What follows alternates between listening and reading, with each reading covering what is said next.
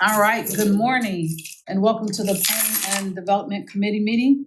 It is September 18th, it's 10:03. Roll call, Chair of the Planning and Development Committee, Davita Russell is here.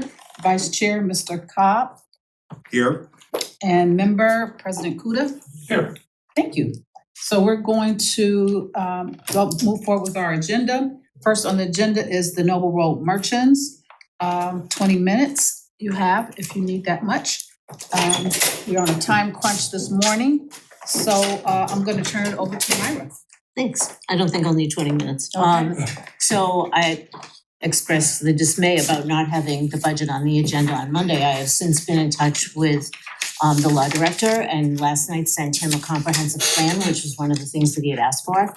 And so he and I are in contact, but I think it should be known at this meeting that of what I can only refer to as the psychological damage that was felt by the merchants and the building owners at Noble, just because they feel they've been beaten down so many times and that nothing ever happens that's positive for them through City Hall. And this to them was just one more indicator of things being pushed off. They're looking for progress and they're feeling that they're not heard. And so I'm hoping that by working hand in hand with the law director, that we can get things moving more expeditiously and that hopefully we can, at the next city council meeting, have approval of the budget. Thank you so much for that update. And Jackie is here and she might want to say something. And I talked to Jackie, excuse me, but you probably need to come to the table just for a minute, just because of the microphone. the microphone and things. Just state your name and your business. Everybody. for those who don't know, my name is Jackie Rimmer. I am one of the business owners on Noble. I own the Exclusive Touch, basically at the corner of Monticello and Noble. And one of the people who's trying to help kind of get this Noble Area Business Association going. And I talked to Bill after the meeting and just wanted to clarify and let him know. And I think a lot of my frustration was because when we left the meeting, the last meeting, I didn't hear any indication that the fast tracking that it sounded like we were asking for wasn't possible. And I think had that been said, like, hey, this is touch and go, because he mentioned in the meeting Monday, he's like, these things usually take, he said up to like 12 days sometimes. And when we left here, there was this impression that, hey, they're gonna go talk to the law office, we're gonna get this going, and it was gonna be a thing. And I think that was just frustrating because that was not clear. And in every step of the way here, I feel like there's something else that comes back and had a clear, hey, this is what we'd like to see. Now it's okay, we need to see this, we need to see that. I think if a little bit more clarity of what the committee would needed to have seen from us from the beginning, we would have provided more in the beginning. It was like, okay, well, let's see the budget. And then there are these other things that came along the way as opposed to, hey, here's what we want to see. And then I'm hearing that those who developed the SIDS weren't required to bring some of this information to the table. So it was a little frustrating because it's like a little bit more is being asked from us. And now I'm worried about how Taylor moving forward will have to progress because they're also trying to get their business association going. And I know this might be a little bit different from the SID. And hindsight's always, you leave a meeting and say, oh, what about this? But I just wish it was a little bit more clear what was going to be needed from us to get this going, because we keep thinking we're at a point where, okay, we're good until we're not. Sorry, I don't understand.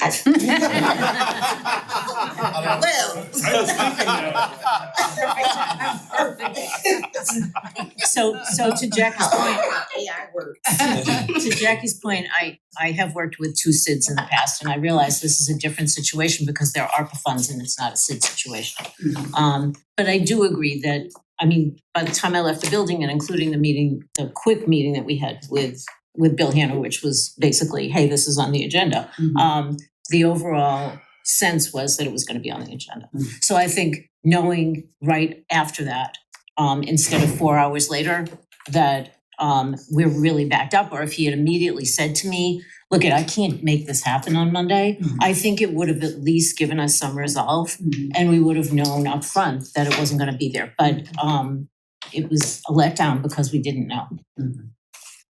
Yeah. President Cook. One thing I think I can say for all council people is we know that if a new piece of legislation comes on a Thursday before the Monday and we don't even have the packet yet, it is incredibly unlikely that that will happen. I'm not talking about you. I'm talking about council people. I mean, we know the law department is backed up. We know they can't, it's so unlikely to turn around a new piece of legislation in 24 hours, which is what would have happened. I don't know how anybody got that impression. The only thing we said that I remember was just that we wanted to move it forward. But as far as a timeline goes, that wasn't discussed in the committee. So I don't know what impression people got with discussions that I wasn't aware of, but council people should know, again, that Thursday, that's not our process. That never happens.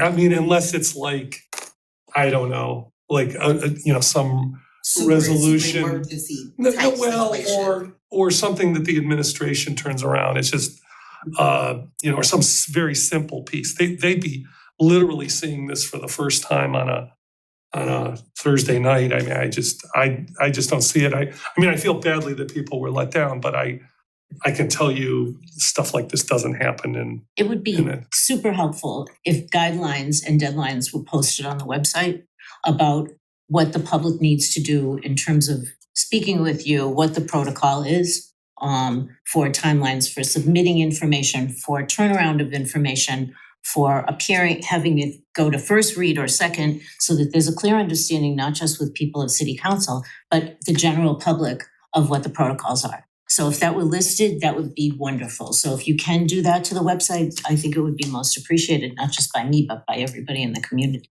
We could put it on the website, but we council sat down for hours and came up with a process, a legislative process for us.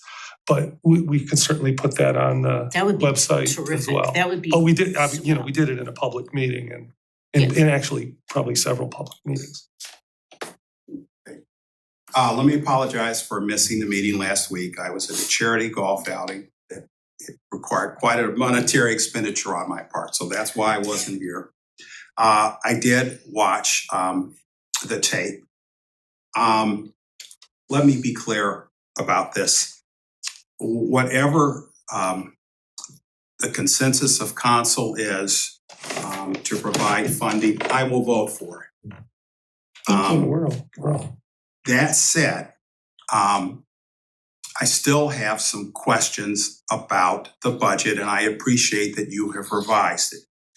I had suggested when this subject first came up, and I don't know if this happened or not, there's some items on here that I would like to see coming out of the city's general budget if we have the manpower and the equipment to do it. And that's not just for the Noble neighborhood, that's for all of the neighborhoods.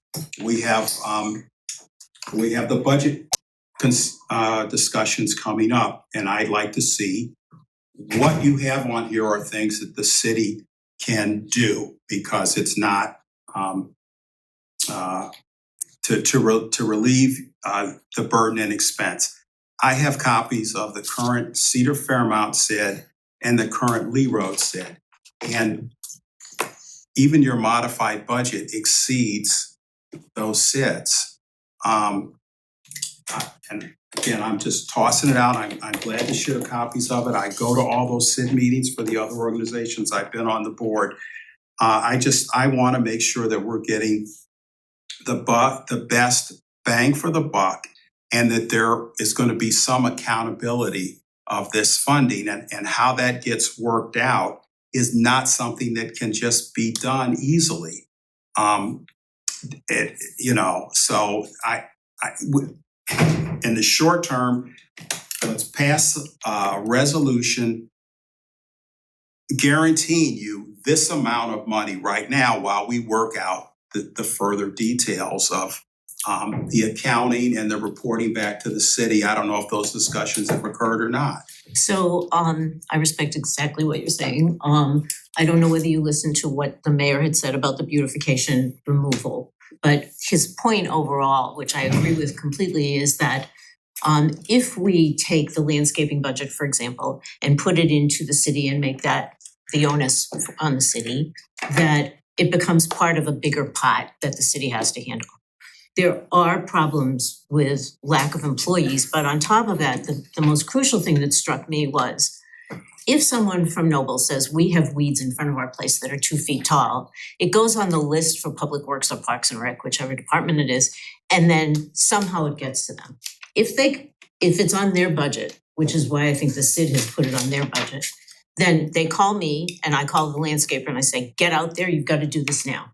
So there's an immediate response, which has not been had. And when the city has handled the landscaping in the past, there's watering problems, there's problems with just the street looking good, and huge problems with weeds, which I hadn't even thought of with the other districts. So that immediate response kind of thing, I think is crucial, especially because Noble isn't starting from the position of Cedar Fairmount or Coventry, where they had branding already done and they had marketing promos and they had promotions happening and everything else. This is a from scratch situation. I also saw the Coventry CID budget and it was about 178. And this is about 178. And we're looking at a district that's a 1/4 mile versus a district that's 2.5 miles long. So, and also there are issues in terms of how Noble is physically structured versus Coventry. So when I was promoting Coventry and closed down the street, it was a 1/4 mile. I did many big promotions there, the last one having 27,000 people in the street. I can't do that with Noble because we've got blocks of residential in between. So the overriding problems that exist, and I'm using problems very loosely, in terms of marketing Noble, mean that we have skips. We have blocks that we can do things with, and then this huge skip of residential, and then this big commercial, and then another skip. That, from a marketing perspective, which is really what my background is a nightmare because I can't go after this and say, go to Noble and then have people drive down there and not know, who had never been to Noble, where is the action on Noble? Where am I supposed to go? So we're not comparing apples and apples. It's a whole different dynamic because they have nothing. And so I don't think it's fair to compare their budget to a CID budget. I don't think you and I at this point are ever going to agree on some of those items. Like I said, whatever council wants, I'm going to vote for it. Okay. But I think that it bears further scrutiny, some of these expenses that are on here. And we are willing And- to discuss whether they should be allocated to different things. I think right now, the overriding impression that I'm getting from the Noble merchants is, let's get a budget done. If we have to tweak the budget, then we can have conversations all the time. But right now, candidly, I'm faced with a situation that if I don't sign a snow plowing contract right now, they will not have snow plowing for their sidewalks. We are up against absolute deadline with the contractor. And so having the money available as of Monday meant that I would have signed with him. I can't lay out my personal funds for Noble to get snow plowing done. So we have issues. Is the 501c formed yet? And Oh, and if- it won't be because Okay. IRS is backed up. That's nothing to do with us. Our attorney's been on it So and who is going to be the safeguard on the finances? I have, once we find out when we're receiving the check, I will check back with the attorney and see what can be done about expediting the 501c3. I can do that. I talk to him on a regular basis anyway. But If you it already isn't- have a, For Fiscal Future agent. Heights is acting as our fiscal agent anyway. And then have you sat down with the law department and worked out what kind of accounting or reporting back to the city is going to be required on the expenditure of funds? Do you have anything in place to address the competitive bidding process that ought to be used? Are those things all worked out? As of right now, last night Bill asked me for a plan at about 7:00. He had the plan by 8:00. And he said, okay, I'm gonna be in touch with you. We have some more questions. So I'm assuming what you're addressing is exactly that. Okay. So I just want to make sure to recap the last meeting, the mayor's position was that landscaping and that kind of maintenance that we were talking about would be better handled by the Merchants By the Association. Merchants Association, yes. You said it twice, Yeah, the that's, first meeting and the second meeting.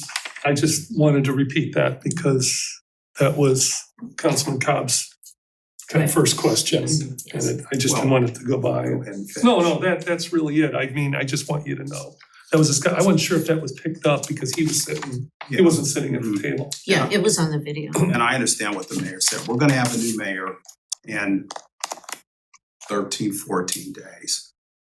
Just coincidentally, I met with the other SIDS yesterday to try and help them on making sure that we're following the procedures under the Ohio Revised Code.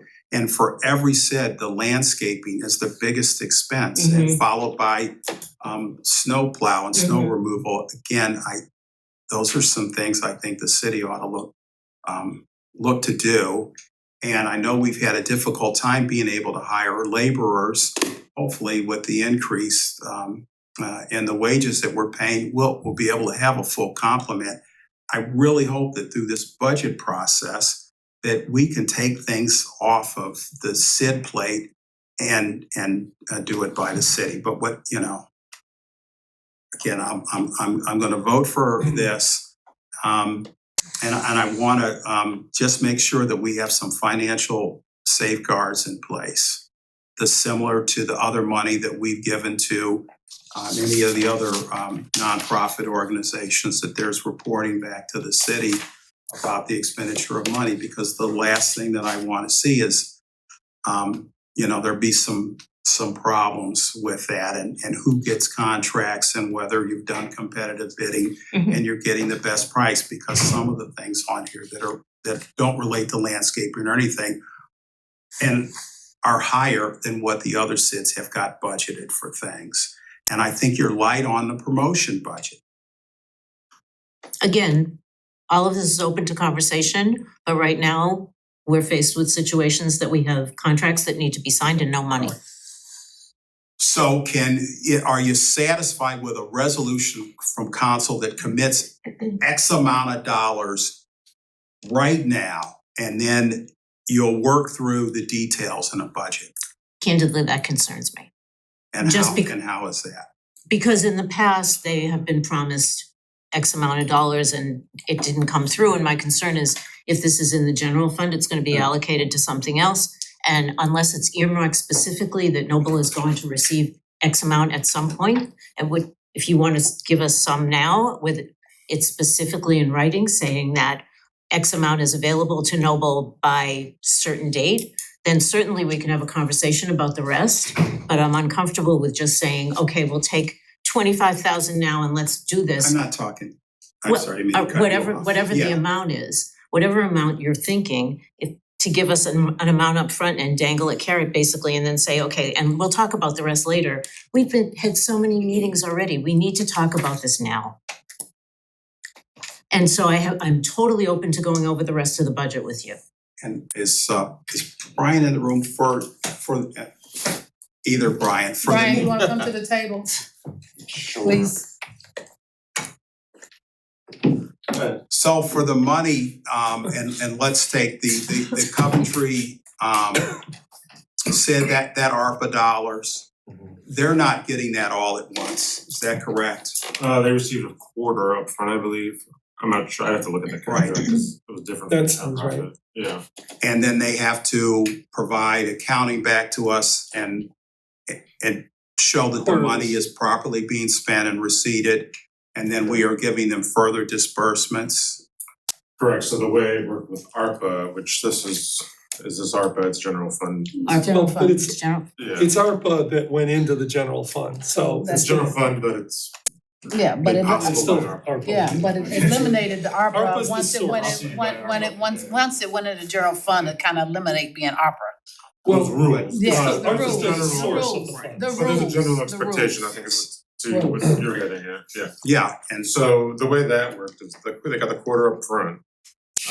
They start spending money, we still keep invoicing them until that 75% that wasn't paid is done, and then they have to account for the last 25%, which is the money they got up front. So it's the cash flow maneuver. It's in order to enable the And nonprofit. Brian, they got the 25% though, that was after the contract that laid out everything was already Correct. executed. Yes. That's correct. And again, I just don't wanna find ourselves, and I'm not suggesting this would ever happen, but there have been situations in the city of Cleveland where they have given a big chunk of money to nonprofits or these community development corporations, and there have been financial improprieties with that. And I just, I think we need to make sure that there are safeguards and there are reporting requirements that come back to the city, and I'm uncomfortable doling all of the money out in one big chunk if that's the expectation. If it's in writing that they will ultimately receive X amount of dollars, and if they get a percentage at certain increments, I have no problem with that at all. And in terms of reporting, I hope to be totally transparent with you, probably above and beyond what you're asking for. And so, I don't know how soon that Bill can get a document like that drafted. Bill's aware of the situation with the snow plowing, as I was in touch with him, as I said last night. Yeah, And so I asked him if he wanted to meet soon. But the snow plowing contract is crucial right now. Two that's real for- quick questions. Mhm. So I just wanna make sure I'm clear on what you're saying. Are you saying that you believe that it's more cost efficient for the city to do landscaping and maintenance than it would be for the for the Merchants Association? Or well, I Are think you that's something that we need to sit down with our Public Works Director and our Recreation Director, who is in charge of maintaining the city properties, and see what are our capacities, what additional equipment could be purchased. Are we gonna be able to hire laborers now that we're paying a more competitive salary? I understand the competitive issue, I just, And I don't know, until we sit down and meet with the them, whether. capacity issue is Yeah. what I meant. I understand the Yeah. capacity, but that's not the question I'm asking. Do we know what it costs to do this maintenance in-house as opposed to, And also, the 'cause I- response time is concerning to me. Yeah. no, that's an issue. Yeah, it's I a mean, major issue. You can't, Hold on one second, everyone. Because you're also not talking about including this for just us. You, Councilman Cobb wants, and I agree that this should be, you said for all the districts, that the city should be handling this type of, that it shouldn't be on us to do. That you're saying, hey, why are they doing this at all? And we have an idea for how much it will cost for us, but like she said, you've got response time, and now you've got even more area, and we're already looking at the city, like, is it really being done for the city as it is? So I'm wondering, just for the budget purpose, for this first year, let us do it while the city works out if it can handle it for everybody, not just Noble, but for everybody in subsequent years. Like, let us have it in our budget the first year, and then the further years of like, okay, we'll take it back from you. Yeah, and it's an insignificant amount in your budget, the snow plowing. What I would like to see the city do is make a concerted effort to get into that neighborhood and do a thorough cleanup and beautification. And that shouldn't be an expense that needs to be, because it hasn't happened. That shouldn't be an expense that you guys have to bear.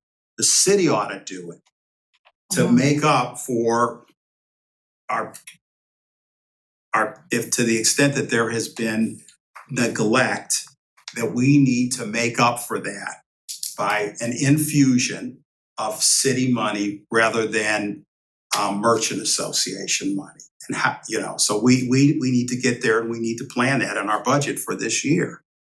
Yes, you had a question. So, my name's Laura Delaney, and I'm one of the building owners at Cedar and Taylor. I have a number of things that I want to address with you, because this is a fantastic ideal for having a city take care of all of the environments and all the sidewalks and everything there. It is a lovely idea, but we're actually talking about what's happening on the ground now. And I think it's sophistry to say the city is going to pay for this when really what we're asking for is funding from the city, from the general fund to fund the Merchants Association to get it done now. So I feel like that is just, I don't appreciate that. I also have extraordinary concerns. I had approval for a tree to be replaced in front of my building, that is a city responsibility, in March. I still have a dead tree stump. I don't want to wait for the city to figure this out. I absolutely agree. We need to actually have something that is immediate. And if you find a way to fund this moving forward, I think that's great.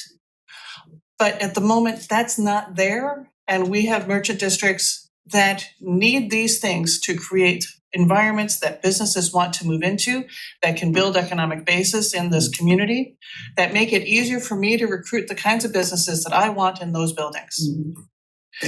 You'll get no argument from me if you guys sat down and gotten us a plan yet. But We're not talking about Taylor we're not yet. talking about Taylor. I was actually talking about this in there. Sorry. General. I one more thing, and again, my name is Bruce Delaney, I'm also with Taylor. What we're looking at is changing from what the current thing is, which is when it snows, I get in my car with the snow shovel and go shovel the snow in front of my building because it's my responsibility. So all of the merchants on Noble, all of the merchants on Taylor are currently responsible for doing it. And what we're asking is we're gonna band together as merchants to have this association that I don't have to wake up at 7 o'clock in the morning and go shovel snow on Cedar Road. I would love nothing more than if the city would step in and say, we can do this. But as I think we're all aware, that's not happening this winter. So what we're asking for is, what are we gonna do this December when it snows? And I think the Noble merchants and ultimately the Taylor merchants would like to have an answer for that did not involve my snow shovel. Did you have a question? I'm sorry. Then I'll say something. Yeah, I was just gonna ask, is it a philosophical thing with respect to landscaping and those kinds of the physical maintenance that you think it should be the city versus a CID or private entity? Well, these SIDs were formed to provide extra services.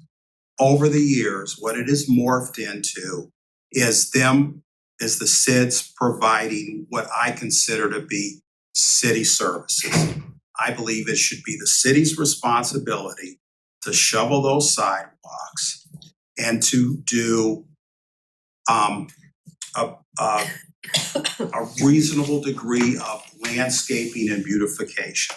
That should be a city expense that is being done on the city right away, the sidewalk, and the tree lawns.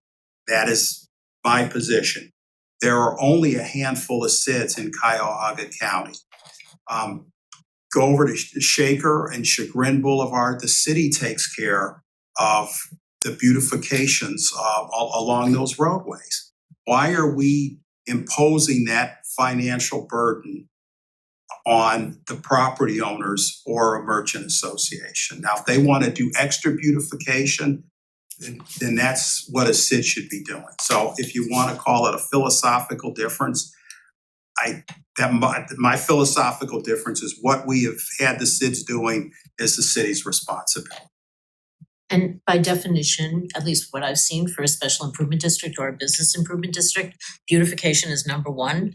And then back up on that in different areas, including the downtown alliance, they do safety. And so there are different needs for each district, which I think have to be customized. So across the board with Coventry and Cedar Fairmount, the two main areas, to the councilman's point, were to do beautification, which is number one thing on most special improvement districts, and secondary to do snow plowing. Because a lot of the landscaping costs throughout the city involve watering, which other than Coventry has an irrigation system that was done during its streetscape. The watering costs for all of these areas has been enormous. And so having the city take over watering would be a huge relief for all of these districts because they're spending ridiculous amounts of money to have trucks come in to water. So if the city took that over, and I guess at one point the city was doing the watering, then to pay for the landscaping is not a big deal for most of them. The big deal is, why are we paying for this watering? Which is amounting to thousands of dollars. So if we could remove that from the budget, I would love to have the city take over the watering. In every district, that would be fabulous. We used to have a water truck and took care of that. I don't know what happened to that watering truck. I mean, I know Coventry ended up buying its own little tractor that it waters itself for periods in between its irrigation system running. But none of the other districts have irrigation systems. And so Cedar Fairmount, even though they did a streetscape, did not introduce an irrigation system. And the watering amount almost was the same as the flowers, which was crazy, but we have no choice. So I've kind of listened to what everybody had to say. And so I'm just gonna go back up a little bit from the last meeting. And in the last meeting, it was my perception that you and I were on the same page regarding as far as moving it forward. And I think where maybe you weren't involved, when Myra and I left here to go to see went to the law office, we left, if Bill was not there, we left information letting him know that we had talked about having some legislation to move on the Monday's agenda. Now, That I look at didn't the- know. look The at Monday's te- agenda look- thing. Look at the video. I'm just saying, it was talked about in that meeting. All I'm Okay. saying, the video is there, just look at the video. So when we came out Yeah. of the building, we actually ran into Bill. And when we ran into Bill, we informed Bill that we had talked about it and the legislation, we needed to have the legislation put on for Monday. He said, okay, I'll go in and look. That was it. So I was kind of like Myra, it was okay, maybe, not, wait a minute, just give me a minute, let me do this, let me do that. That's all we're saying, is the perception. And then after we left, then I guess, I don't know what happened between Myra's conversation and Bill's conversation. So just so you know, and I don't think we should belabor this because we got so much to go over. When you said Monday's agenda, all I thought, knowing that we all know what the process is, and I'm just talking about council now, that means to me that when it comes out of committee, we present it to committee of the whole. I did not think, I just want to make this clear, nor would I ever think, and I'm sorry to say it this way, nor should any council person think that that is not the next step. Introducing it to the other council people in committee of the whole. I by no means thought this meant that legislation would be on for Monday, so. So let's- if you didn't understand that, I'm sorry, but that's No, what was said. That's the understanding we all should have. Oh, Based on, I'm talking about all us council people should have that understanding because that's what we agreed to at a public meeting in a public document. and I agree with you Okay, there. good. But that chain of command never happens all the time. So let's be clear on that. We get legislation the same day. We're not gonna argue about it. Okay, We're not gonna argue about it. We're not gonna do that. But there is documentation and it's public view that we have received legislation the very same day we voted on it. So That's from the administration. It doesn't matter. We have had it this way as well. We accept it. If we accept it, that's the same difference. So we're not gonna argue about it. But regarding the merchants, regarding the Merchants Association, the process, we have been here doing this in 3 committees already. We need to move forward with it some type of way. I actually agree with the mayor on both points, that even if the city gives the CIS the money, the city is still doing the work. Because the city is paying for all of that. It's just more of an immediate solution to their problem. And for them to not have had anything in so long, and they're asking for a 2-year budget where they're going to take care of it on their own. The first time it was, can they actually pay into it? What is their portion of it? Which a lot of the merchants was insulted to say, well, now here we go, and it's almost like, what do we have to do to put money into this for the city to help us? They're asking for $318,000 for 2 years on a area that is much larger than some of the other cities. And if we give them $318,000 and put it into a fund or a source where they can get part of it to start moving forward on something, at least things are moving along and it's just not still stagnated here in a committee or here at council. We all know this is not something we're giving away. This is an investment to our community. This is an investment to our city. This is to help the businesses. We talk about business districts all the time and how they should be beautified, how we should make sure that the businesses are filled. But if we're not stepping forward and pushing forward to say, we need to do this expeditiously, then what are we saying? I mean, people are coming for help and we give money to a lot of different things, but this is something that is something for our city, for our business districts. In the case of Noble, just sorry to interrupt, But I mean Noble, because I you- mean Taylor, I mean all of these districts. We have 2 business districts that are hurting right now and need our help. And yes, we can work out the details as we always do, but let's get something moving. to your point, and sorry for interrupting. Mhm. We now have $10,000 or close to it in an account because the county gave us that money. Thank you very much, Councilwoman Russell, for negotiating that. The county gave us $10,000. How long did it take? It took 10 minutes to get that approved. Thank you. Now, because we have that $10,000, I can use a portion of that to pay down the snow plowing. If you want to hold this amount in escrow until the minutia is decided about the budget, I don't have a problem with that, but I want to make sure that some money is held somewhere. And if you put it in escrow, that will give us also time to get the 501c3 going. And then we can distribute the money according to conversations that we would have down the road. But for right now, we're still in conversations about whether someone's going to sign off on this budget. And that is the problem. The problem is we don't have the money, and there's $900,000 sitting out there that was supposed to be split between the 2 districts, and we're talking about $318,000, and you're complaining about the amount. So I don't know where the disconnect came about in this conversation, that $900,000 between 2 districts is now being discussed down to $318 and going down from there. Also, that 900,000 from a couple years ago is not worth 900,000 today, it's less, you know, so. That's true. Yep. There's that. Also, I guess I would ask, the county put $10,000 up. To get us started. Yeah, that's a commitment. Can the city do at least twice that as a minor commitment to get a few expenses covered and get things moving? I'm just throwing it out there to see if there's any movement. If Tony is still on the same page, I still recommend the $318,000 and let Bill work out how, and Brian work out how that should be distributed based on other contracts we've done in the same. Yeah, I'm not moving off that. No, I'm just saying, like, yeah. today. But I mean, if there's a structure in place, Brian, correct? Yeah, I think it's more about the details of what is actually being paid for. Mhm. It sounds like my provided that last Mm-hmm. night. I would imagine we would just follow other contracts that we've done that are similar. Yes, and no need to reinvent the wheel. It's there, it's already there. Let's use it. I guess just from a process standpoint. Yeah. So I mean, I guess council can approve the funding, right? Mhm. But it's a question of when do you have the contract? Because the money can't go out until there's some sort of contract.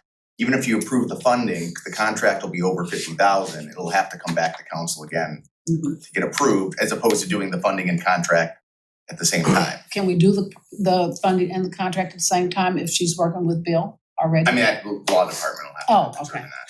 So you and Bill are already working on that? Absolutely. So maybe that's a possibility that what do you think about that, Brian? I mean, I don't wanna speak for the law department. No, I but, understand. I think it's just really just a matter of ironing out the details. I don't think, and when it comes to legislation, I think we've done legislation that gave us contract authority without the actual contract. Mhm. It's Would not- you it's two not the be, norm, it's something that- okay with that? I mean, but you, Like I said, I'm okay with whatever people wanna do. Notwithstanding my financial concerns about it. And the ability to track the money and make sure that there is progress and what is being promised and budgeted for is actually done prudently. And I don't disagree with you. We have talked about that with all of our contracts. I am with you 100% there. But I believe that we need to give them an opportunity to be able to make that, to give them that money and let them be able to do that like we did with everything else and not continue to hold it up. That's the problem I think I'm seeing. I have a question. Yes. To your point, Councilman Cobb, do the other SIDS in the city have a reporting, like a written reporting requirement? They are, and they haven't been doing it. They are required to file with the city every March a financial accounting from the prior year. On an annual basis? On an annual basis, but they produce every month or every time they meet, there is a financial report that is shown that accounts for every dollar that is being spent. There's safeguards in place that require 2 signatures for expenditures above X amount. Everything is very transparent. And is that a city requirement for them? Is there a written, in other words, would you be able to pass legislation that mirrors a previously written reporting requirement? I don't think we could do it for something like this. The SID requirements are imposed by the Ohio Revised Code, sets forth what they have to do. There's no Ohio Revised Code requirement for a merchants association, but they will have requirements once they file as a 501c. They'll be subject to Chapter 17 of the Ohio Revised Code in terms of how a corporation has to conduct itself and what liability the directors have for financial improprieties and things like that. But the council has put in recent allocations to nonprofits a reporting requirement. We started doing that earlier this year, I believe. And Right. could certainly do And that. that's what I think we need to have in here, and some provisions that if there are, that if there are issues that, that your continued financing is contingent on meeting the benchmarks of what you're gonna do with the money. Do the SIDS do their reporting to the city or is it within their board? They do it to the board, and to my knowledge, they haven't been submitting any annual financial reports. I could be wrong, to the city. There's supposed to be a copy to now the mayor, a copy to the finance director, and a copy to city council. And I know all of this only because I looked at everything in the last couple days to have a meeting with the SIDS yesterday to make sure that we were following, but that they were following the requirements of what they needed to be. They have to file a Hinkle report with the state every year. That's required. And they also are supposed to supply the city on an annual basis with a breakdown of expenditures. They're supposed to be posting their minutes, which include financials, every time they have a meeting. And most of the SIDS, I think, are having them like every other month. So there's a direct reporting, which of course we could do too. I mean, I have no problem with us posting anything on our website. I think it's important that the community knows what we're talking about as much as city council knows about what we're doing. If it's ARPA money, you could just use the reporting requirements that have been in the allocation agreements. I mean, do we still have that law firm monitoring this? I don't. Well, because this is revenue Revenue replacement, replacement. it's not. Oh, that's right. There's no reason why we can't incorporate those same terms and conditions into the contract that's gonna have to be done. Coventry ARPA agreement might be Yeah. language they can borrow from here. Has the 501c been filed yet? You're just waiting for the IRS to approve it? Yeah. They are way behind. They're right now processing last November. So that's what we're faced with. And that's why the Future Heights has been their fiscal agent. does anyone know if our most recent laborers agreement would prevent the city from signing that snowplow contract for them or hiring a contractor to do snow plowing?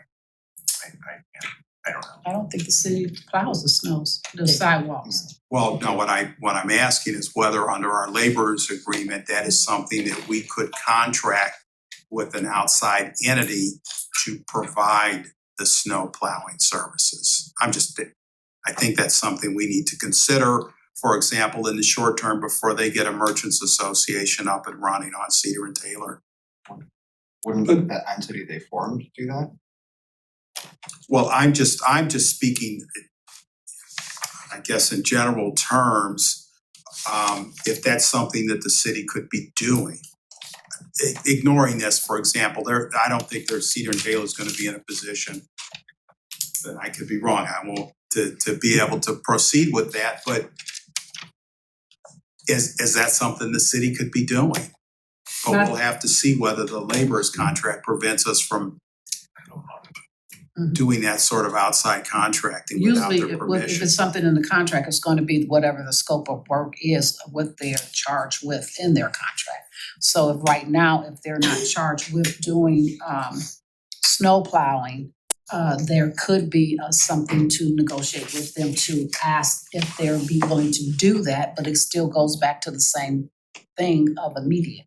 So how do we get through that? So I don't want to hold up the funding. We still have time to look into all of those things, but at least they can start moving forward with some of the things they need.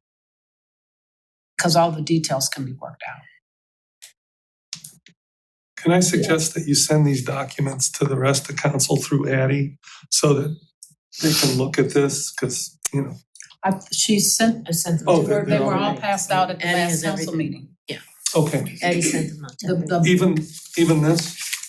what is that? What I wrote last night? No, Okay. Oh, Well, the only I don't have that either with me. Bill has that. Oh, Bill has that. Okay. yeah, So, I mean, yeah, so we can have Bill send it out since he has And it. I asked her if he wanted me to stop down to the law department after this meeting. I haven't heard from him. Okay. Councilor Hicks, you- And the reason Start Right CDC is gonna be a member of the Noble Road Merchants Association because we have the master lease for the coffee shop on the TWG project. So what I want to say is that you already have legislation at the legal department, right? For this, for Noble with Bill, what, far as what? as far as, The Merchants yeah, Association? for their money. He's working on it trying to now. work on it. That's what I'm saying. And so right now, your best move is to get this out of your committee into the council of whole. Tony's not gonna be able to vote at the next meeting because he's gonna be the mayor. You need two other people on city council to agree with you. You need to count to four and get their thing done. That's what I'm trying to do now, is trying to. You can only count to one. Yeah. I mean, you can only count to two in this room. Right, that's what I'm saying. That's why I'm trying to move it out of the committee today, so it can go to council. No other conversation. You don't need to What I talk was about anything. saying I'll get it out of half this hour committee. Huh? Somebody needs to make a motion. That's what I was saying half hour ago, that's where I thought it was going. Thank you. Yeah, well, Yes. I thought you were trying to really talk to, see where Mr. Cobb was. No, All right, so can I get a motion to move this forward out of the committee? Yes. Will you all be happy if Director Hannah can do an agreement and the legislation simultaneously where we can just vote on it? Yes. Okay, so Should be the goal. all right, thank you so very much. So this Thank is you. moving forward to the law director. And then Great, I'll be in touch with him. Do you think, and I wanna be clear, do you think that will be ready for our agenda for, I mean, that's gonna I be mean, October 5th. October 5th? 6th. Okay. I think it's 6th. Yes, it is 6. You know, obviously I won't be there, but we are meeting with Director Hannah on Tuesday or Wednesday. We have a meeting set to set the agenda. Mhm. I would like to think that he could tell us then, will this be done? Okay. Cause that's what it's, So since you'll be an interim mayor, I'm quite sure you'll make sure that. To your point, Pastor Hicks. No, but what I'm saying is, that's our like kind of standard operating procedure, right? We meet a week and a half before the meeting. Well, you ain't Then we gotta set say the that, but agenda. I'm just saying that's the process. I'm messing with you. Yeah, I know. Okay, you're gonna be the interim mayor, so I know you'll make sure that happens. I get it. All right, you got it? All right. Okay. All right, so we will move on to the Taylor Merchants and for an update. So sorry the Noble took so long. So I had a meeting with Taylor this week and the budget situation with Taylor is very different than Noble. And so I'm still in the process of getting some numbers together. But the difference between the two is that merchandising, from a marketing perspective, merchandising Noble as a whole means that they have one unified vision. Merchandising Taylor is a whole different animal because there are pockets in Taylor that are very diverse. So Specifically, you're talking North Taylor to what? I'm talking from, what did we say? So the basically Euclid corner, Heights- Euclid Heights Boulevard Euclid Heights Boulevard to Meadowbrook, to right? Meadowbrook. Okay, so we're not talking about North Taylor. No. Okay, So we're talking about, basically, this is a South Taylor conversation. So So give me the boundaries one more time. Euclid Heights Boulevard to Meadowbrook, Okay. okay? So in that strip, again, we've got pockets of different things happening. But one of the major pockets that we have happening is we have an ever increasing, growing Orthodox community that is in the neighborhood from basically Severance to whatever the school corner is, I think it's Blanche. Blanche. And so when we're looking at that, merchandising Taylor means not only doing an umbrella campaign, and if you, I often use the analogy of GM in this situation. If GM is doing a marketing campaign, then when you're doing a campaign for Buick, it's a portion of the GM campaign, but you still want to do the overall corporation. So if you look at Taylor as the overall corporation, there will be marketing promotions that will be for the entire district. But then what we need to do are pocket kind of promotions. So for example, and we had this conversation at the meeting, if you have a Halloween walk, that is not going to impact the Orthodox community. Right. So we would not do a campaign that involves them at that point, but we could do a holiday campaign that involves Hanukkah at one end and Christmas at the other end, or Kwanzaa in the middle. I mean, whatever we're gonna do, we have to do it so it's segmented. So we have different pockets, so I have to budget accordingly that there are going to be overall promotions within Taylor, but then there will be specific promotions for each of the components. So right now, what we're in the process of doing, and I'll give an example too, we were talking about even meetings. On the Noble budget, we had a meeting, we have meetings and we have food written for the merging get-togethers. We have to include a kosher option in that meeting for food, which we obviously don't need to do for Noble. So we have to be aware of the differences and the diversity within the Taylor neighborhood, which we weren't having to deal with, and deal with is not the appropriate way to handle it, but handle for Noble. So in putting together the budget, when we went through things, the needs on Taylor are very different than Noble. And for example, Noble told me specifically, we don't want benches. Taylor wants benches. Taylor wants bike racks. Taylor wants a lot of things that a walking district for Taylor work fine and great for that district. They don't work for Noble, they do work for Taylor. We are trying to figure out at this point which things will be covered by the city, or can we get grants for things like bike racks or benches that we don't have to cover and include in our budget. So that is why today I am not presenting you with the Taylor budget, which after my meeting 2 days ago, because I've got to figure out strategically, where are we at with all of these things? And what things are going to be covered by the city. So right now, economic development is creating a map for me that breaks down this portion of Taylor is private enterprise, this portion of Taylor is city owned. The reason I'm doing that is partially and in big part because of landscaping and beautification costs. So we're looking at situations where the Merchants Association should not be picking up costs, for example, for the frontage of Kane Park to do snow plowing there, or in front of where the school used to be. That whole block is not the responsibility of the Merchants Association. And yet, how is it going to look when we do snow plowing at the sidewalks and we skip those whole segments. So we have to have a conversation with someone at the Oh, city. that's where the Delisle Center and the funeral home is? Yes. Oh, So we okay. have to have conversations with the city about how are we going to handle these skip areas, so to speak, which Eric's committee is working on right now to provide us with a breakdown of like, what's the square footage? So when I get a quote on snow plowing, I am removing those parts of the district from our cost. Now, whether the city wants to add in and supplement our budget so that they're included in that clearing, that's a conversation that we need to have. Because right now I can't include them.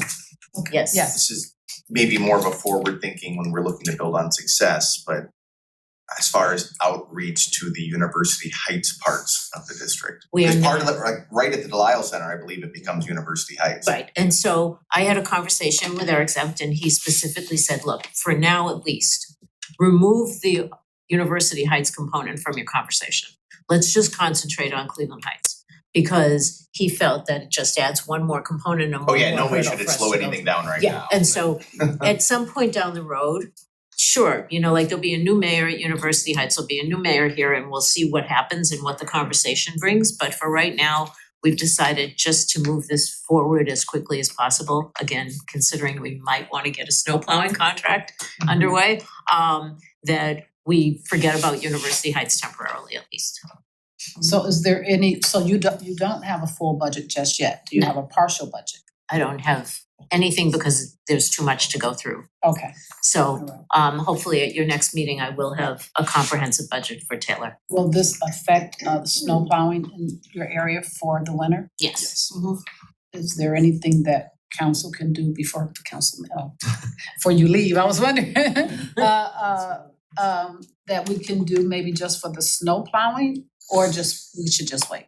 I don't know when your next meeting is going to be, but by that time I will have a budget for you and I don't know how quickly things can move from that meeting into a conversation about snow plowing and So beautification. why don't you do this? Why don't you contact me once you have completed the information with the Taylor area? And in the meantime, why don't you reach out to Director Hannah? Because he's gonna want additional information like he did with Right. Noble. And so maybe that some of that stuff can be worked out before we have a committee meeting. And then once those things are worked out, then I can call a committee meeting. That's great. It's fine? Is everybody okay from Taylor with what I just went through? Okay. Okay. Yeah. Yes, I have to step out just for a few minutes. yes, no problem. But I'll make the suggestion. It looks like we're gonna have a special meeting next week. I Mhm. mean, maybe, we might wanna add this to the agenda. When I say this, the Taylor at least discussion. I don't know how, I'm not trying to pressure you into having something by, Yeah, I believe can't it's get a budget by- Tues- Oh, Tuesday. I wanna say Tuesday. No, I mean, it's also a Jewish holiday, so I don't. Oh, right, Yeah. Oh, Tuesday's Rosh Hashanah. right, oops, yeah, okay. okay. Can we do something on the first, maybe? Well, that's gonna be up to council to, But we'll talk, because I know that's the so switchover. your meeting is actually gonna be after I'm sworn in, but Oh, okay, there will be a special council meeting on that day as well.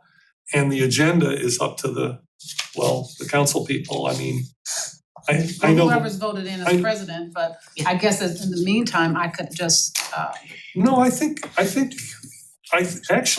we can make the agenda now. mhm. We would do it at our agenda setting meeting on, I think it's Wednesday. Wednesday. We moved it, so that's why it's not It's the Wednesday. usual time, but, Right. so we could do that on Wednesday. Okay. So I would suggest that, We'll we add it. tee up whatever it is we need to tee up. We'll tee up both, While we're allowed to tee it up. yeah, we'll tee up both, And we'll I will try add, to get as many we'll numbers add for everyone as possible. Noble and Taylor Yeah. to that agenda. Okay, thank I'm you, gonna be Tony. back shortly. Thank you, Tony. Okay, you're All right. right, everybody's good? Everybody's Taylor good? people are okay with me Okay. saying this. Okay. Yeah, right. So We let's talked about that. let's move forward with the ordinance 175 and who's gonna take that on? Is Eric coming? Are I you don't gonna think do it? So Yeah, I mean, I guess this is just a continuation Yeah. of the last meeting, so Yeah, nothing So you wanna do a recap? yeah, nothing has materially So- changed on either piece since. I'm sorry, 1 second. If you all wanna leave, you're more than welcome, because we're going into legislation. Yeah. Okay. Thank you. Thank you so much for taking the time. Yes, thank you. We really appreciate it. Okay. So anyone who's involved in ordinance 175 and 176, you wanna come to the table? Nice meeting you.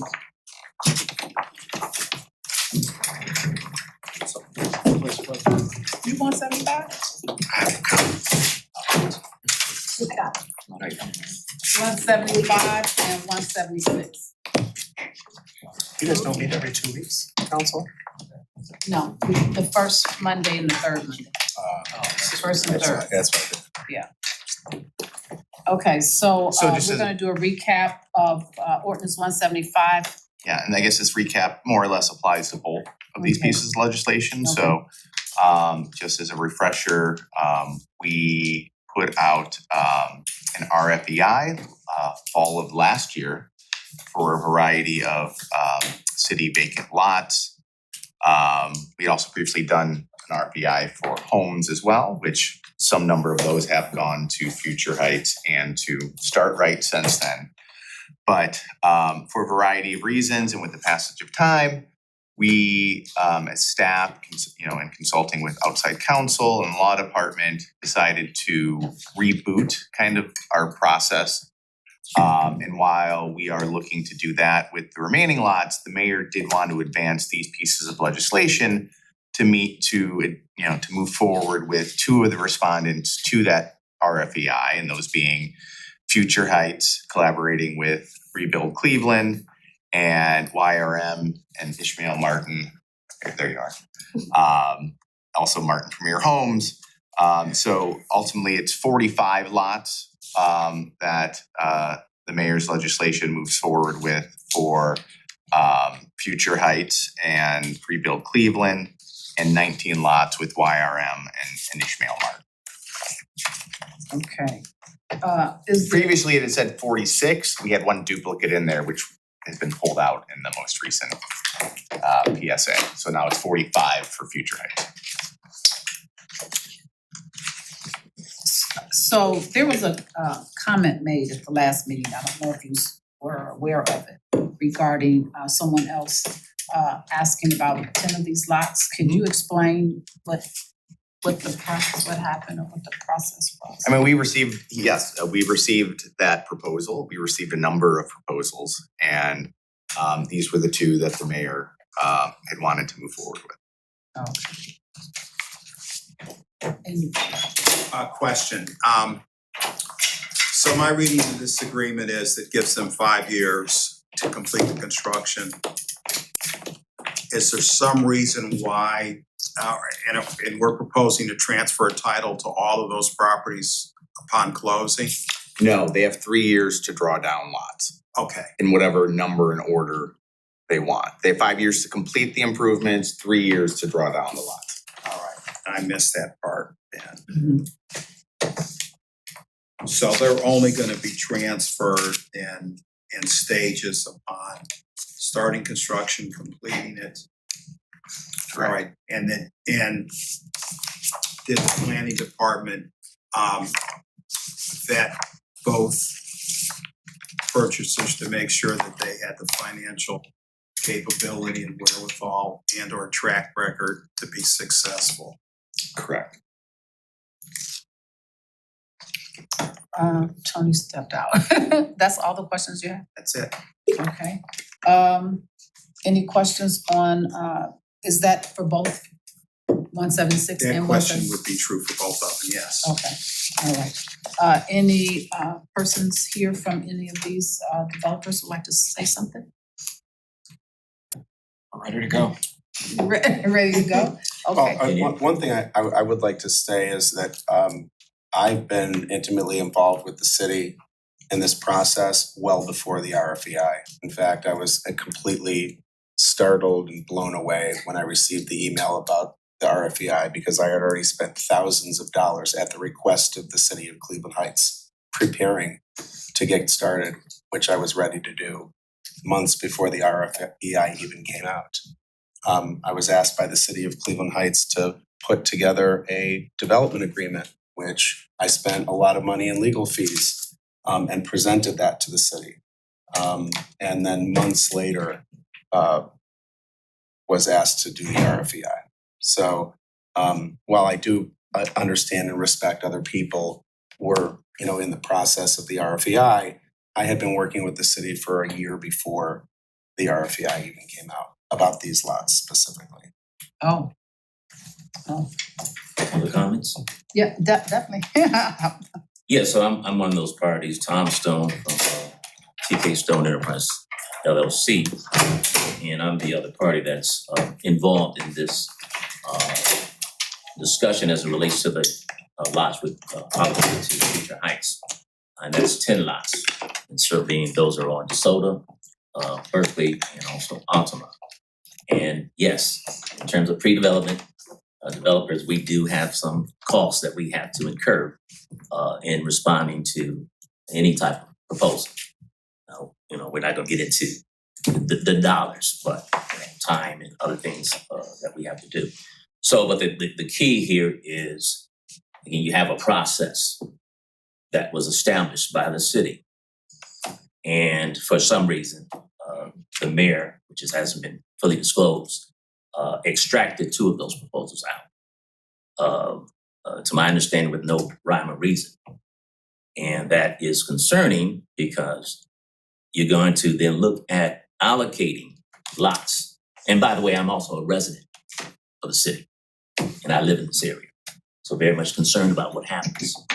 But you're gonna allocate lots to contractors at this point, there's no real evaluation that has been taking place, to my knowledge.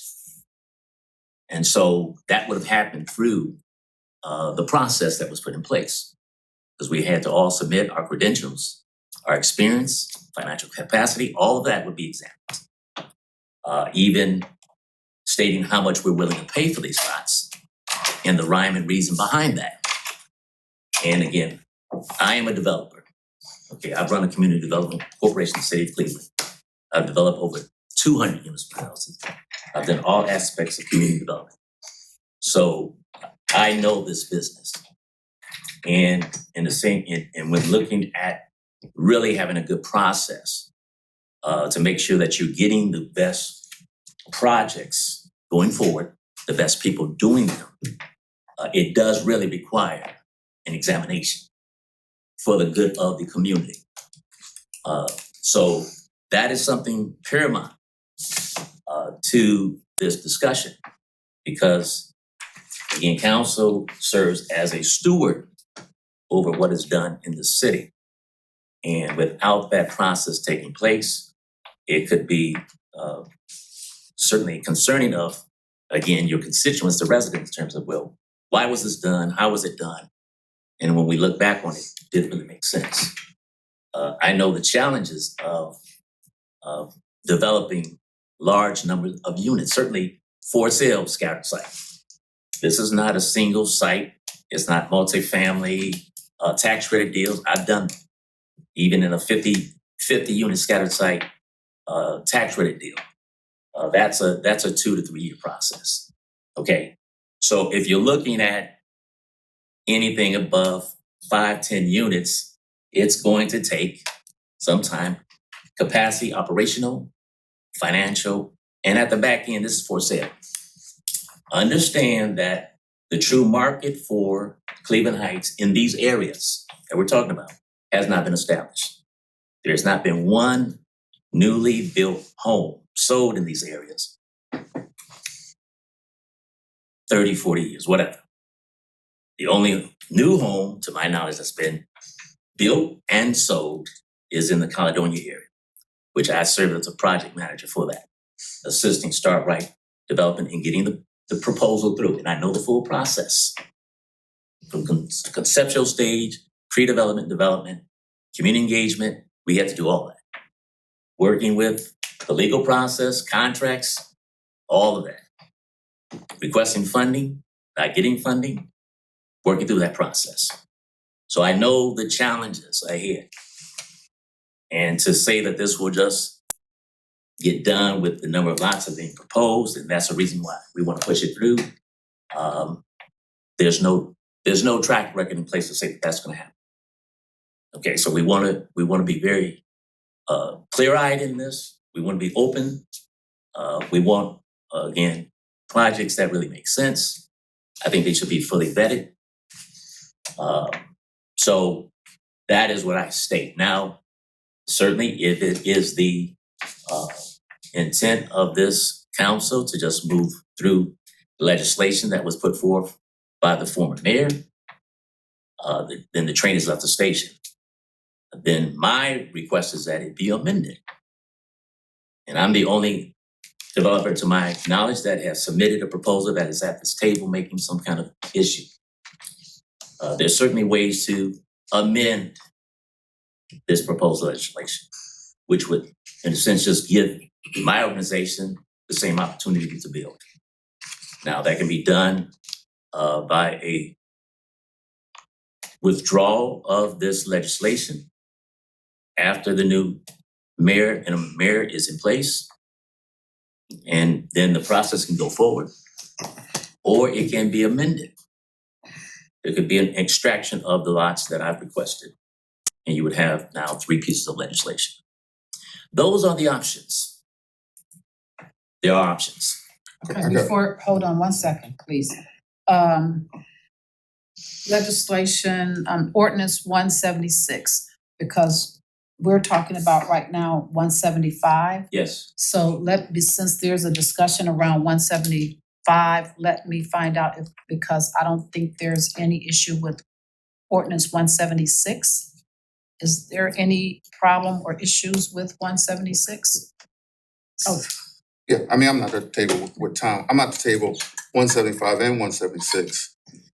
Not in the, and my name is Jimmy Hicks, I'm Executive Director of Start Right CDC. So my objection is not has anything to do with either one receiving what's in the legislation. My concern is process. Had we not received an email saying that there was going to be a new process, like the old RFPI went out, we made our submissions.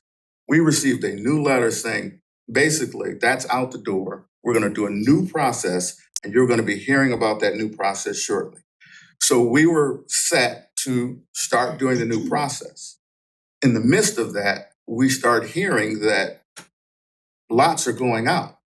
And so the new process has not been set up. And so my confusion is, how can that happen when there hasn't been a new process? And if there is not going to be a new process and we simply have to request the lots that we want, then if that's the process, then let us know that. But to do this, it's kind of like, inconsistent and disparate treatment to the developers in the city, is that you're not treating us the same for whatever reason. And so, again, I want them to get all of what they want, build all of what they can in the city. The legislation is different than the legislation StartRight received. StartRight had to complete 9 conditions before we even got 1 lot on each lot. They don't have that.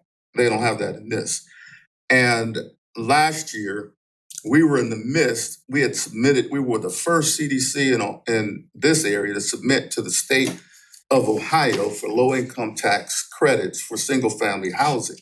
In the midst of our application, our lots got pulled. And so, and our 300,000 that we had, and thank you to the city council, that we had that was gonna go for new construction was also pulled and made available as rehab housing. So I'm just saying, we have a number of things that prevented us from doing what we were going to be doing with those lots that, again, a lot of people don't know about because, we haven't been complaining because we've had good things happen, we've had bad things happen. We had money coming to us from ARPA, we're thankful for. We had houses coming to us from the city, we're thankful for. But in this process, again, we want to follow the processes that are set up. And in this particular case, not coming to complain, but coming because I'm concerned that the process wasn't followed. And so we are, no one here is requesting the homes the lots that we requested in Caledonia neighborhood. No one is requesting those. And we don't see that because developers can't make money there. That's why we've requested grants.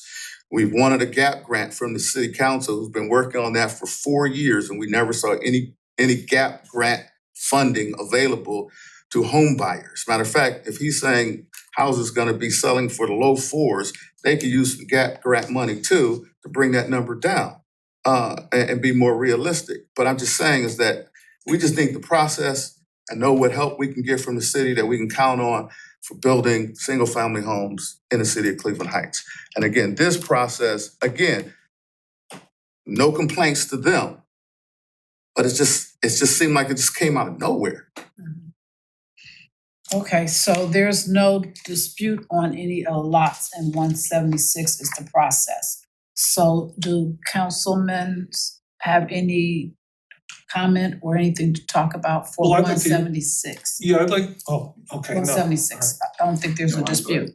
So can we move 176 forward?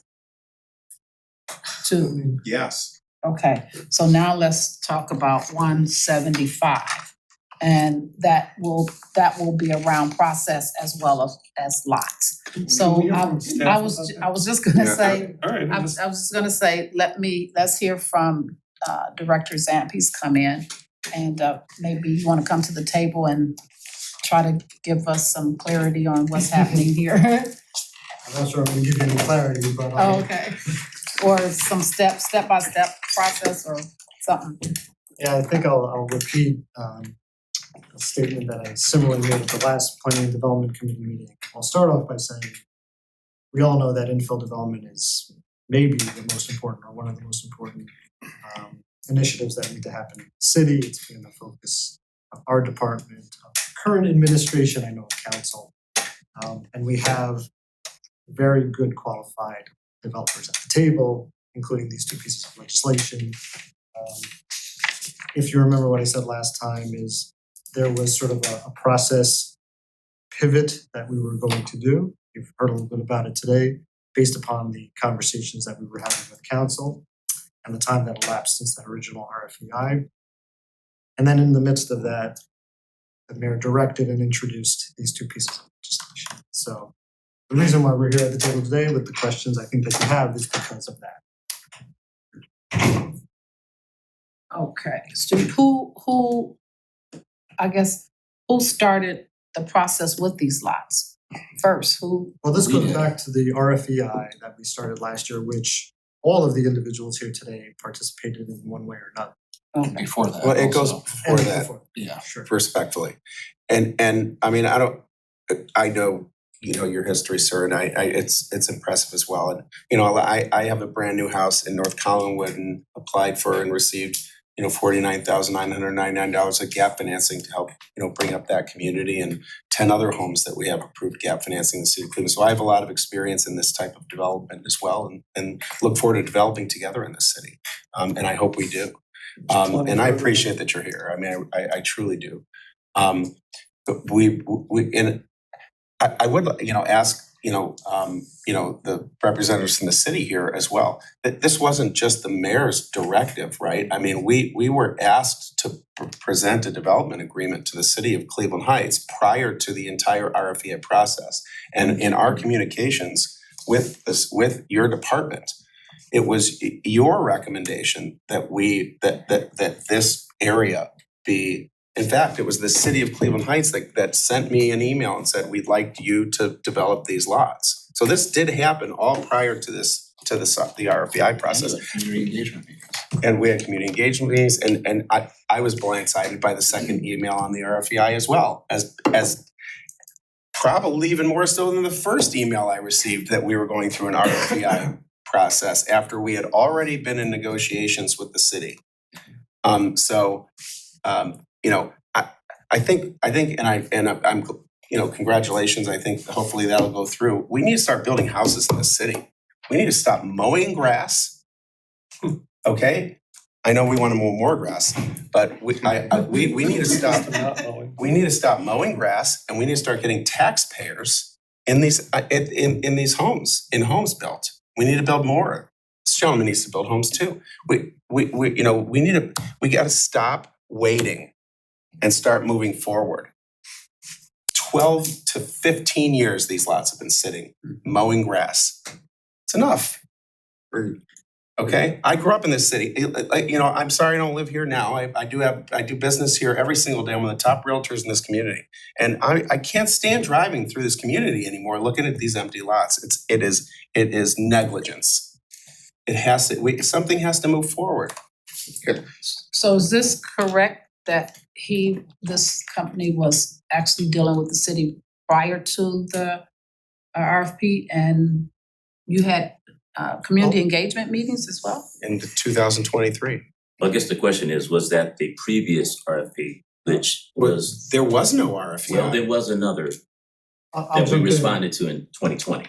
Yeah, so let's take 2 steps back. There's a lot of Okay, history here. okay. There had been. I did not respond. I mentioned this last time, there had been some attempts previously to get lots out on the city. So there was an RFQ, which dealt with Caledonia and Taylor. 2 companies were selected. StartRight was for the Caledonia section, and Amato Homes, if you remember, was for Taylor DeSoto. This happened right about when I got here.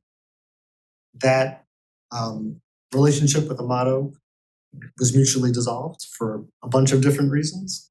And so that was a time where we said to ourselves, we needed to come up with a different process for trying to acquire interest into these lots.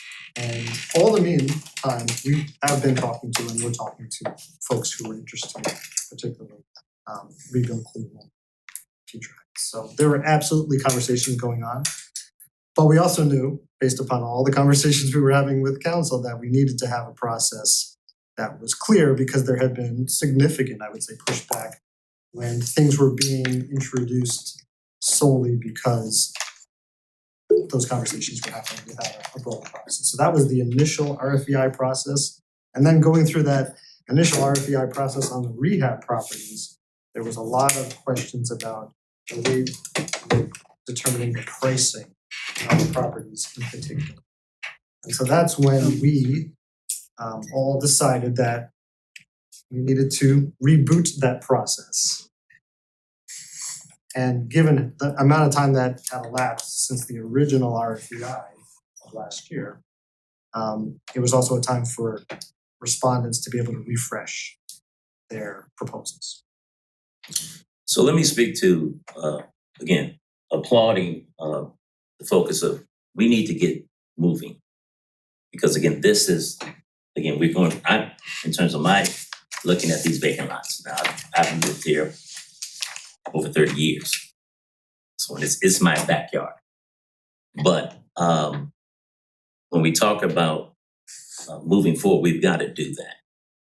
And we know that, so when we look at the total number that's being discussed here, certainly the way to mitigate the risk is to sort of expand the number of people that are looking at doing this work.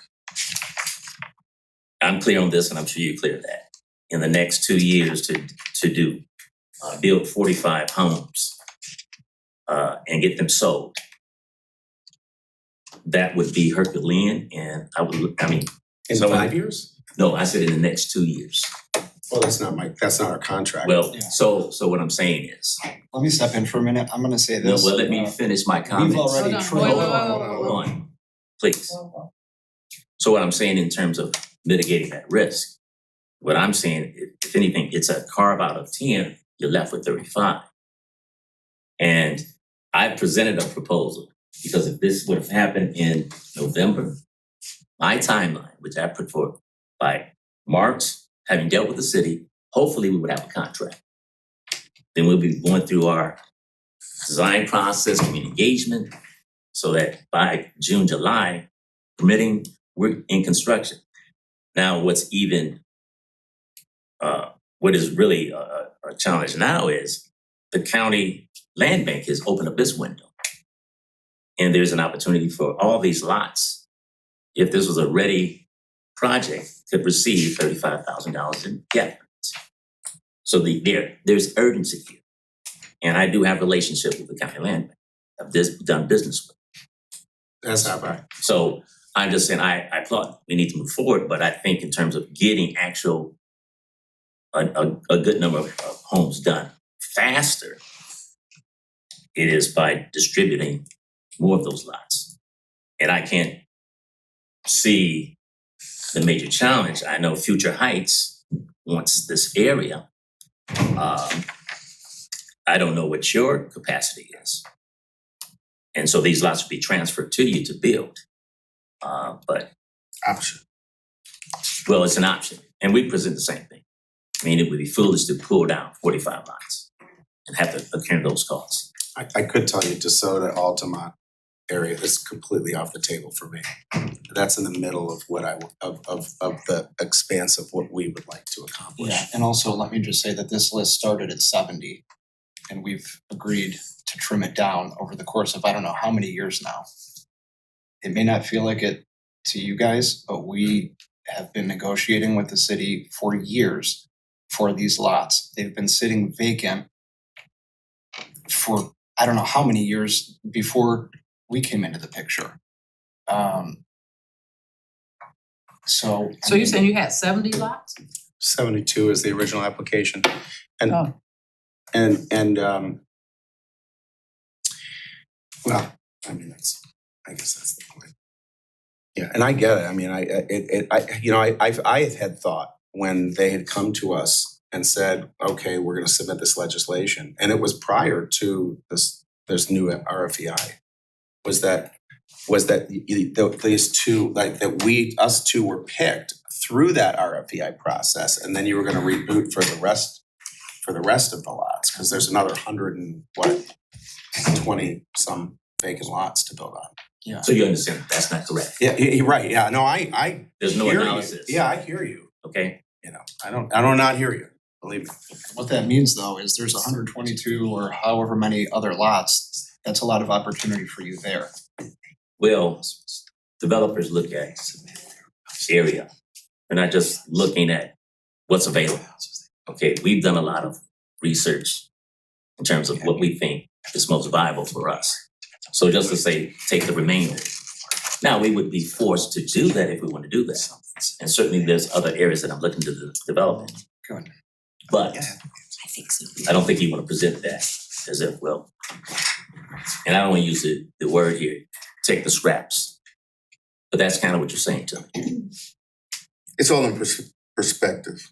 And I don't believe that's what he's saying. And I don't believe that this process, the process is the problem. We need as many developers in Cleveland Heights that we can building new homes. And it's just a matter of, what are the lots, or what lots would you be willing to negotiate, if that's even possible? If you had, 10 or whatever. Same thing with the city, what's in close proximity to those lots that was in his 70, that's not in the 70. I don't think anything in the Cleveland Heights could be considered as scrap. Yes, let me retract that statement. I think all of it is an opportunity to develop in this community. I think though that if this process goes through, how long would we have to wait for our process? How long will we have to wait for the lots that we requested? I mean, because, the mayor that put theirs through, we have a new mayor. Will he want something different? I mean, that's what we're looking at. Again, we had lots. We were developing capacity. We have a different situation. We have East Cleveland School District. We have, we have all of that gap funding needed, grants needed, so that we could, build because of lenders and everything. But we've made that journey, and we're here now, and we're about to start building on the two lots that we have. And so again, I'm not complaining about lots going out. Option contract would have been wonderful for us, to have an option. We didn't have an option. We had to reach we had to go through ABR, BZA, and building permit, in order to get a lot. I mean, we had to jump through so many hoops in that contract that we received. I'd love to have the contract that's being offered to you guys. And I award the city for changing that process, because I think we would both agree that you can't build infill housing that way. Right. Okay, you can't, Say it one more time so they can all hear. You can't build infill housing that way. And not only that, frankly, it's discriminatory and it has a disparate impact to force a developer to have a fully designed, to not engage the community and to make the consumer buy this specific product because you made them design it, build it, put it up, and hope that somebody's gonna buy it. And that's not fair. Just because someone lives out in Solon, they can walk into a Pulte model home, pick their lot, design their home.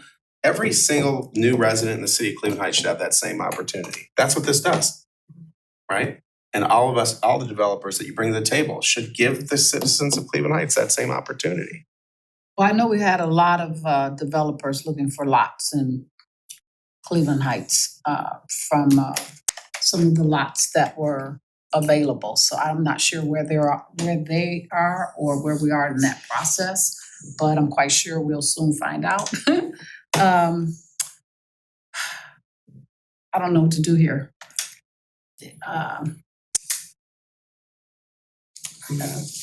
Councilman Cobb or Tony Kuda, you have, President Kuda, you have any? There's one mayor at a time. So I'm gonna speak in my role, obviously, right now. Our process, council's process, at least from my point of view, is that we get recommendations from the staff and we, unless there's something, egregious about it, we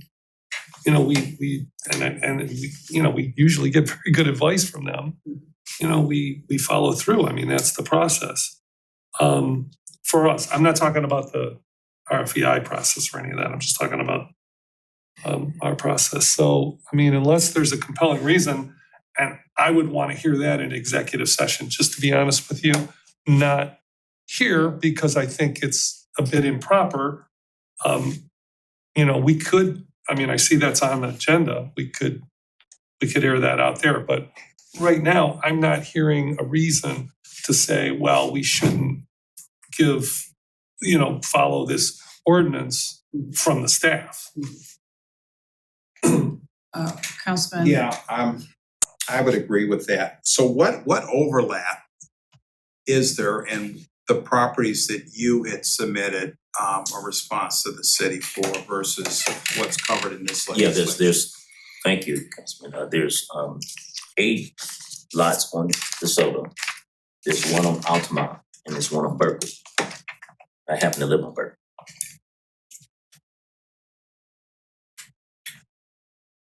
And Mr. Stone, sorry, did you want to say something? No, I'm pulling up to take a look at the. I don't see a compelling reason why you shouldn't have a shot at some lots. I haven't heard anything to the contrary either. But I'm just assuming on 175 that this is the staff recommendation is for reasons that that they vetted all the possibilities, and again, I'm certainly willing to listen to anything to the contrary or whatever in executive session. Yes. I was just gonna say, there, in terms of the process, that they were very clear that the mayor said jump outside of what they were going to do and do this. So that was the process. So, otherwise staff had what they were recommending as professionals. They had what path that they were gonna go down and direct. Mayor said, professionals, I'm gonna jump outside of what you decided and do something different. So that's what happened. But in terms of what just was said, I know, I'm sorry, what's your name? Seth. Seth, he said, the soda's off the table. So I did hear him say, Tom say, one on Berkeley, one on Altamont. I don't know if that's something that you'd be willing to concede and say, hey, you know, Berkeley, Altamont, we could do that. He had one on each, so that's two. It's a concession, I don't know. You might say that's not something I'm willing to do, but I know you did say the soda's off the table. So that's just a suggestion. And we were starting at 72, so, you know, where we're at now, that is a sizable reduction, and what that does to the numbers, I mean, you guys know. We're stressed already. I mean, are there two more that you could pick up, though, that out of your 72 that you paired off that are still there? I mean, the one thing I would say is anything in that, you know, anything in that north of Kane Park and south of Euclid Heights Boulevard, west of Taylor, is really the way that we have designed this concept of how this is gonna be developed. I mean, I'm putting an office on Taylor, a real estate office on Taylor. With a design center, I intend on building a model on Altamont. So this is like literally a walkable scattered site infill subdivision, if you will. With DeSoto, Altamont, like all that right in the middle of it. It blows the concept of how this whole thing how we intend on making this scale work. Now, is there something outside of that I'd have to look at the list. You know, but to your point also is that, you know, we're all taking a risk, right? I hope and believe that I can do this without gap financing, without subsidized funding, without tax credits, you know, and that the tax abatement alone and the price per lot is what makes it work. I believe that because I believe in Cleveland Heights and this particular neighborhood. I believe it. I believe it's gonna work. But I'd have to look at the map to see if there's some outliers. But they would not be in that oval. So, Councilman Cobb or Tony Coot, I guess you we need to make a recommendation and then we need to go into executive I session. was looking for the language to go into an executive session. Oh, thank you. Just need to make a motion. Well, Yeah. isn't that it? But the executive session is for, not for this. Well, it's. Well, I'd like to have a discussion with Okay. staff and without the developers. Okay. Can the developers leave for a few minutes, Yeah, please? let me make a Well, motion. let's make the motion I'd like first. to make a motion to consider the lease or sale of city-owned real property and to consider confidential information related to the marketing plan, specific business strategy, production techniques, trade secrets, or personal financial statements of an applicant for economic development assistance or to negotiations with other political subdivisions respecting requests for economic development assistance as necessary to protect the interests of the applicant or the possible investment or expenditure of public funds to be made in connection with the economic development project. So moved. Second. Okay, can everybody?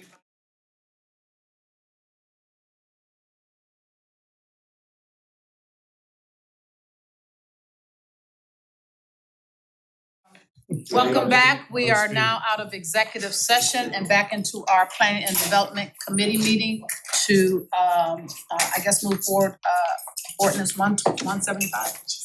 Yeah, because we did 176. Yes. Okay. Okay, as I said, we are now back from executive session and we are moving forward with the planning and development committee meeting. And I believe in the executive session, council members have decided to move ordinance 175 forward. So moved.